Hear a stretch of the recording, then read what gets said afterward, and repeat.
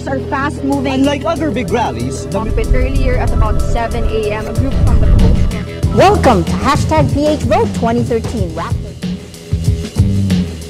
Today on Rappler.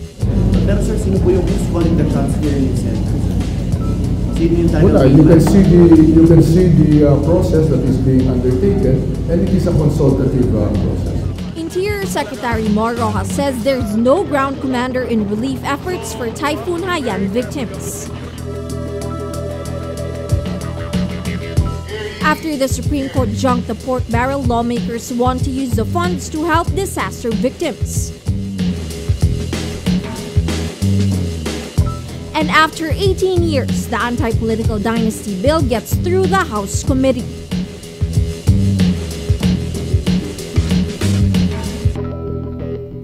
Hello, I'm Ai Makariig, sitting in for Maria Ressa. Welcome to Rappler, your social news network. It's now day 12 since Typhoon Yolanda, international name Haiyan, hit the Philippines. The death toll rises to 4,011 people, with at least 1,602 still missing. Joining us is Paterno Esmaquel, live from Tacloban. Paterno? the government is still scrambling to deliver aid to Yolanda survivors and to help them rebuild their lives. But the question still is, who is calling the shots? Sa Navy, sa Coast Guard, dun sa ating logistics. Okay? For over an hour, he quizzes disaster officials, aid workers, and government personnel. Other than the president, Interior Secretary Mar Roxas is the face of the team, handling the biggest humanitarian crisis in Philippine history. But Roxas says there's no ground commander. For the record po, sino po ba yung ground commander natin dito sa relief operations? There is no such title dahil ayon sa NDRRMC, it's Sec Bolts Gasmin, no, na ang aming chairman, at ina-assign niya kami sa kung ano ang aming dapat na gawin. Pero sir, sino po yung who's calling the shots here in the center, sir? Sino yung Well, you can see the process that is being undertaken, and it is a consultative process. Social Welfare Secretary Dinky Suliman says it's a team effort. Lahat kami, buong pamahalaan, pambansa at lokal, kumikilos as one. But more than that, at yun ang gusto kong paalam sa lahat, it's also whole of society. Lahat ng private sector, lahat ng volunteers dito sa Tacloban, nagre-repack sila. This is whole of society responding to a crisis. Nagkaisa ang bansa, yun ang ating mensahe. Kaya palagay ko, yun ang mas positibong dapat ilabas natin. Like the president, she says their boss is the people. In the command center, aid workers say the setup is frustrating. One of them says they have too many bosses, but no decision maker. Roxas defends the current setup. He also says intrigue is useless after disaster. He denies talk. He asked Tacloban Mayor Alfred Romualdez to leave the mayor's office. In a statement, Roxas says he is fuming mad. Sa inyo na naandito, kung naghahanap kayo ng kahit anong hudyat na mukhang bumabalik na sa normal, siguro isang hudyat ito. Siguro nagno-normal na nga kasi may puwang na, may lugar na sa intriga at saka pamumulitika. But this brings us back to the question, who is calling the shots?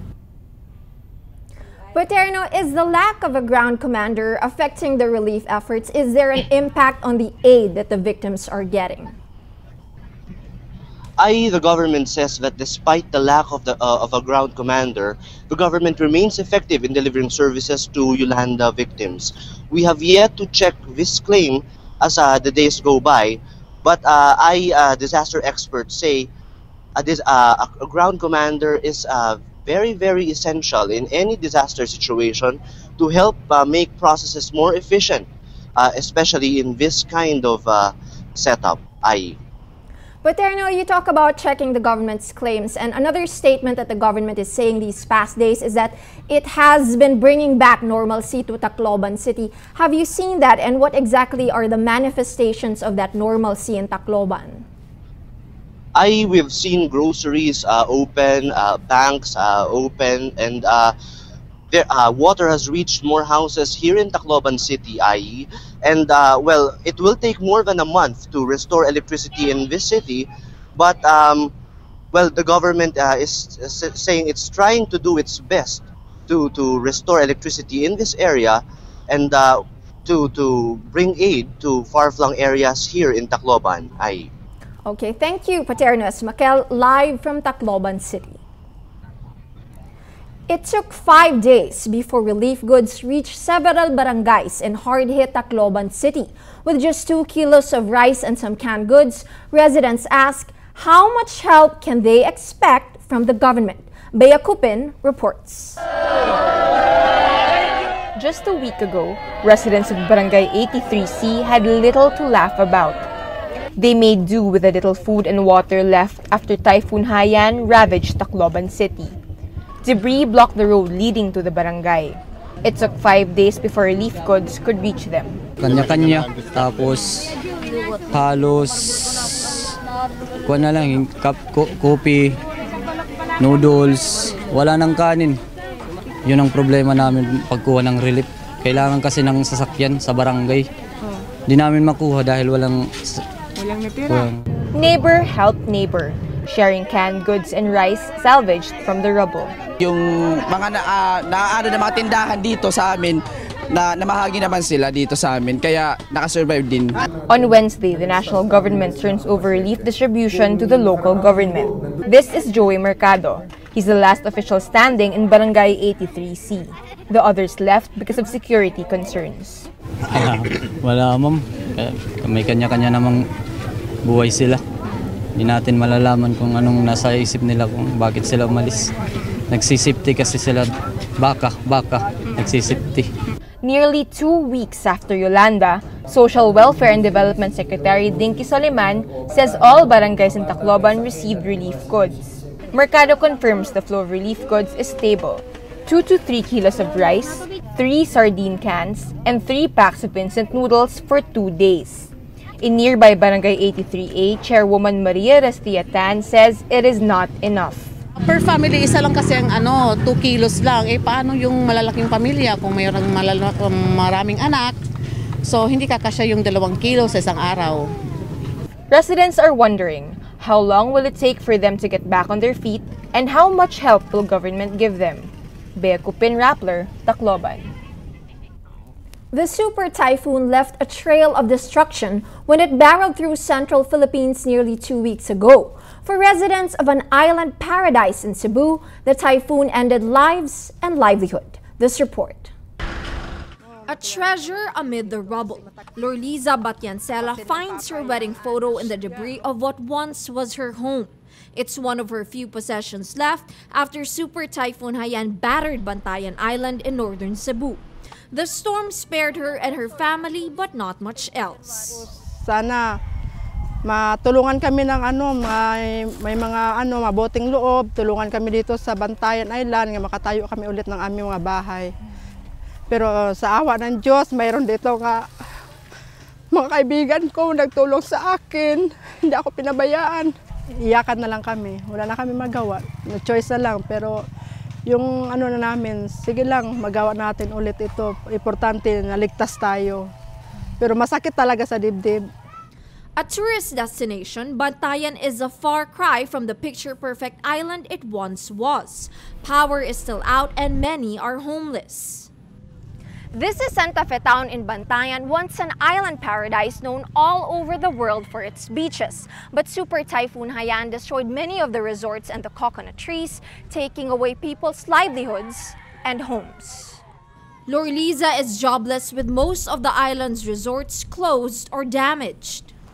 Talagang apektado, ma'am, in a sense that yung tourist natin dito, tourism number 1, kasi dito tourism kasi talaga apektado kasi bihira na yung pumunta dito eh. Santa Fe Municipality Mayor Jose Esgana says it's not just the island that's affected. Bantayan's poultry industry also suffers a beating. So apektado talaga ang industry ng egg. Baka magkaroon ng high cost ng high prices ng mga eggs natin, chicken eggs, dahil Bantayan Island is the #1 supplier ng eggs, hindi lang sa Cebu, kundi pati dito sa Negros, sa Visayan na part so definitely apektado lahat ng parang kinalbo talaga, no, yung lugar namin. Despite the devastation, the Bantayanons are determined to survive and to thrive again. Sana yung balak ko na lang sana yung ma'am, na lang ako magkarinderya na lang ako para makasuporta sa pag-aaral ng mga anak ko, lalo na yung anak ko sa Cebu nag-aaral. Sana hinto ko sa pag-aaral, pero kaso na naka-enroll na siya. Hindi naman daw pwede i-quits yung enrollment niya. Sabi ko, sige anak, hayaan mo na lang, itiisin na namin kasi. Kaya panawagan ko nga sa kababayan ko, yung word ko palagi is magtinabangay kita, magtulungan. So kailangan ngayon ay it's about time na talagang i-reach out natin ang dapat natin tulungan. Yung mga kababayan namin na nasa labas o nasa ibang lugar, ito na ang panahon na sila na rin ay tumulong dito para makabaon ulit ang bayan namin ng Santa Fe. Like many of her townmates, Lorliza draws strength from people's generosity, bent on rebuilding her home and her life. After the Supreme Court junked the pork barrel as unconstitutional, lawmakers plan to pass a supplemental budget for 2013 to help disaster victims. Senate President Franklin Drilon says the 14.5 billion peso unused Priority Development Assistance Fund, or PDAF, for 2013 should go to relief efforts for victims of Super Typhoon Yolanda and Typhoon Santi and Labuyo, the recent Visayas earthquake, and the Zamboanga siege. Drilon and Speaker Feliciano Belmonte Jr. support the proposal. On Tuesday, the court declared the PDAF unconstitutional, particularly laws that allow lawmakers to, quote, intervene, assume, or participate in any of the various post-enactment stages of the budget execution. Before the court's decision, lawmakers intended to realign the PDAF to help calamity victims. But Drilon says this can no longer be done because the unused PDAF goes back to the National Treasury and cannot be realigned. The Supreme Court decision comes after national outrage over the multi-billion peso pork barrel scam, where lawmakers allegedly channeled their PDAF to fake NGOs in exchange for kickbacks. Some lawmakers hail the Supreme Court decision as a step toward transparency. Drilon says it will, quote, dismantle the system of political patronage, but for Senator J.V. Ejercito, the administration's Disbursement Acceleration Program, or DAP, must also be declared unconstitutional. The DAP has been criticized as the president's pork barrel. Senator Miriam Defensor Santiago also welcomes the ruling, adding, there's a God after all. But other lawmakers question the decision. Senator Sonny Angara and Marikina Representative Miro Kimbo say the government must now look for ways to fund scholars and poor patients affected by the ruling. For the first time in nearly 2 decades, the anti-political dynasty bill hurdles the committee level at the House of Representatives. In a unanimous vote Wednesday, the House Committee on Suffrage and Electoral Reforms approved the consolidated bill seeking to prohibit relatives of up to the 2nd degree of consanguinity to hold or run for both national and local office in successive, simultaneous, or overlapping terms. The proposed law also bars relatives from running at the same time, even if they are not related to an incumbent official. The 1987 Constitution mandates equal access to opportunities for public service and prohibits political dynasties. But this provision has not been implemented because of the lack of an enabling law. The bill will now be referred to the plenary before the period of amendments can be opened.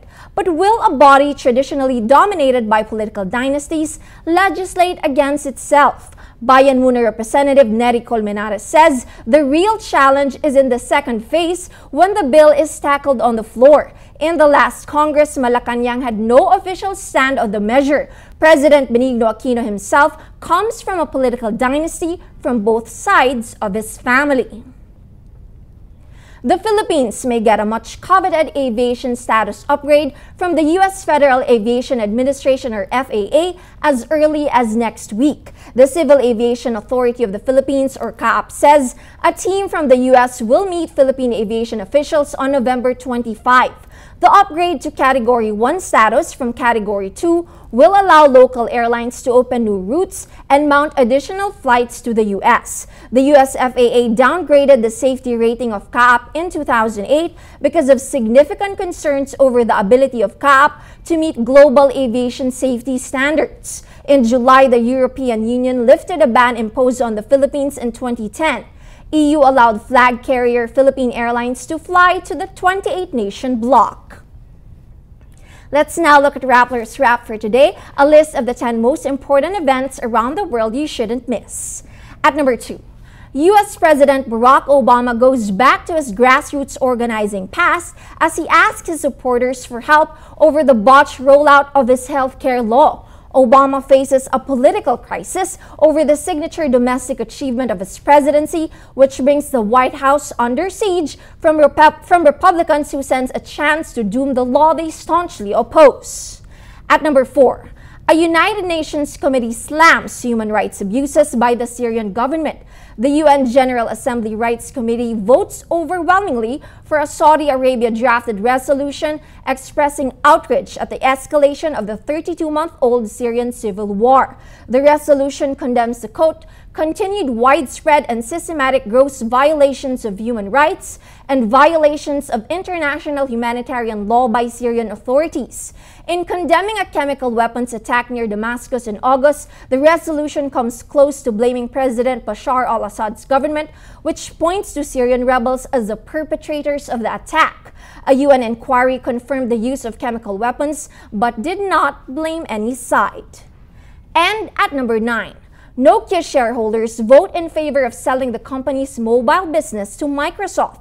Nokia says the deal was almost unanimously approved by a majority of shareholders. Nokia's share price doubled since the plan was announced early September. Microsoft agrees to pay 5.44 billion euros or $7.35 billion. The sale of the assets, which include the Lumia smartphone trademark, must take place in early 2014. For the full top 10, visit Rappler.com's The Wrap. Tensions rise as Manny Pacquiao's coach Freddie Roach gets into a scuffle with members of Brandon Reyes' camp days ahead of the clash in Kotay. A warning to our viewers, this report contains explicit language and curse words. Natasha Gutierrez files the story from Macau. Get the fuck out of here. Get the fuck out of here. Start shit. That's assault. That's assault. It's the talk of the town in Macau. Days before Sunday's main event between Manny Pacquiao and Brandon Reyes, their coaches take the spotlight. It all starts when Pacquiao's trainer Freddie Roach enters the Venetian Hotel gym at around 11 a.m.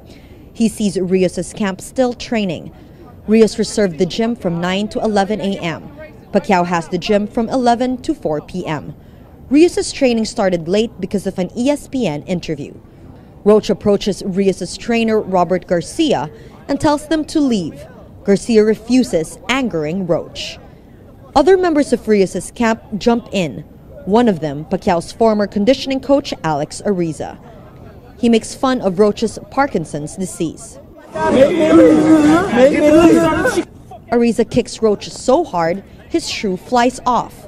Security tried to break up the fight. Roach verbally attacks Reyes' camp assistant Donald Leary. Leary finds the slur racist and attempts to attack Roach. He is held back by security. Ariza also picks on Pacquiao's new conditioning coach Gavin McMillan, who refuses to engage. You're a fucking joke, faggot! McMillan asks for security to call police, saying Ariza kicking Roach is assault. Reyes stays out of the scuffle and watches entertained. Ariza is unapologetic. No, for me, I'm not a physical person like that. You know, the only reason I did is you saw him, he cocked his fist back, and to me, that's a threat that he was going to punch me. So I was just sad. Believe me, if I wanted to get physical, I would have got physical. Roach denies he went after Ariza. Everyone has their own opinion. Did you intend to hit him? I wasn't even close enough to hit him. Rappler's video shows Roach only took a step towards Ariza. Bad blood exists between the two because Roach fired Ariza after Pacquiao's last fight. Roach calls Ariza incompetent and questions his background. Garcia says Roach was disrespectful. He could have just sat down, waited. His fighter's actually not even here. He could have waited. He could actually be wrapping his hands. I don't give a fuck if they're here wrapping their hands together. Boxing promoter Bob Aram says he hasn't seen anything like this in his years in the business. I can't remember a situation where two trainers started fighting or a situation where a conditioning coach attacked the trainer from the other camp. I mean, there's no excuse for that. I mean, boxing has enough problems without having hooligan behavior. Both camps claim the rumble won't affect their fights. Roach says he won't file charges against Ariza as to not affect the fight, but it's clear the stakes are now higher for both camps, with personal animosity and injured pride thrown into the ring. Natasha Gutierrez, Rappler, Macau. Every story on Rappler has a mood meter which gives you 8 emotions to choose from. Click how you feel and your vote comes down to the mood navigator in the middle of the front page, which crowdsources the mood of the day. It also gives you the top 10 stories that got the most clicks. In today's mood navigator, we already see a lot of the latest news coming up. Today's top story, Haiyan Crisis No Ground Commander, has 70% of people feeling angry, 9% annoyed. The story that we just saw from Macau, Pacquiao-Rios coaches get into heated scuffle, has 38% of people feeling amused, but 19% don't care.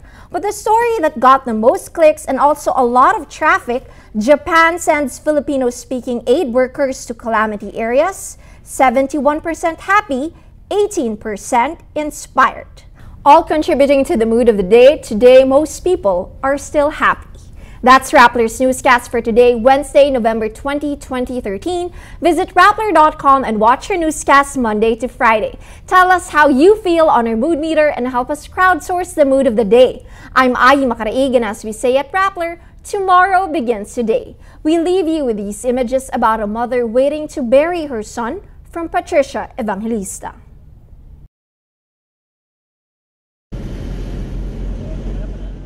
Tapos ng Yolanda, may nagpunta sa amin, nagsabi na namatay na po ang anak niyo.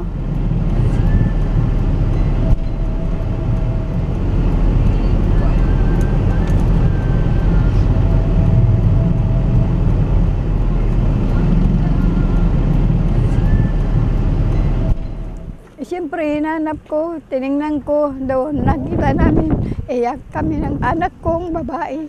Wala kami nagawa. Tumatakbo ko sa isip ko na paano ko ito maipalilibing, wala naman makuhang tao na maghuhukay, maski may pera ka, wala namang tao na nakukuha.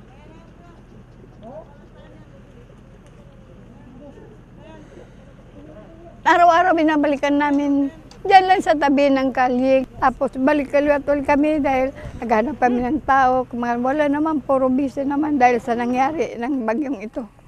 Dinakasan namin ng loob namin na lang dahil wala naman kami magagawa. Gustuhin man namin, wala kami magagawa.